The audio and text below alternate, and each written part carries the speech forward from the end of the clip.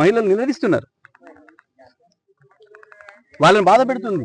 ఆ ఎండిపోయిన పొలాలు వాళ్ళని బాధ పెడుతున్నాయి. వాళ్ళ కళ్ళ ముందట ఉన్న నీళ్ళు పోతుంటే దేశానికి మొత్తం పాడు చేసింది సార్. పెట్టిన పెట్టుబడి ఎక్కడికి పోతుంది? ఎట్లా తీర్చాలి? రేపు తెచ్చినప్పుడు ఎట్లా తీర్చాలి? నువ్వు చేసిన మోసం వల్ల వచ్చే రైతు బంధు రాకుండా ఆపేసిన దానివల్ల నువ్వు రుణమాఫీ చేస్తా వెంటనే పోయి తెచ్చుకోండి 2 లక్షలు నువ్వు చెప్పి నమ్మించి అప్పు తెచ్చుకుంటట్టు చేసి అప్పుల పాలు చేసి చేసిన అప్పు తీర్చకుండా రైతు రుణమాఫీ రైతు బంధు ఇవ్వకుండా బోనస్ ఇస్తా అని చెప్పి ఒక బోగస్ మాట చెప్పి సన్నాలు వేసుకోమని చెప్పి అత్యంత ఖర్చు ఇబ్బందితో కూడుకున్నది అయినప్పటికీ నువ్వు ఇస్తానన్న బోనస్ ఆశపడి సన్నాలు పండించుకోవడానికి పొలాలు పెడితే ఈ పొలాలన్నీ సన్నవడ్ల పొలాలు ఎండిపోయిన పొలాలన్నీ కూడా ఎవడి దుర్మార్గం ఇది? నీది కాకపోతే నువ్వు తప్పు చేసి ప్రశ్నిస్తే నేను కొడతా, బట్టలు ఉడదీస్తా. నా ఇంట్లో బాధపడుతున్నారు.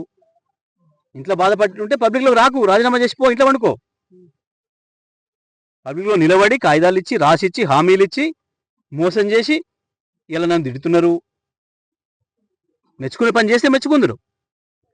ఎందుకు ఇవాళ కేసీఆర్ని గుర్తు చేసుకుంటున్నారు మళ్ళీ ప్రజలు?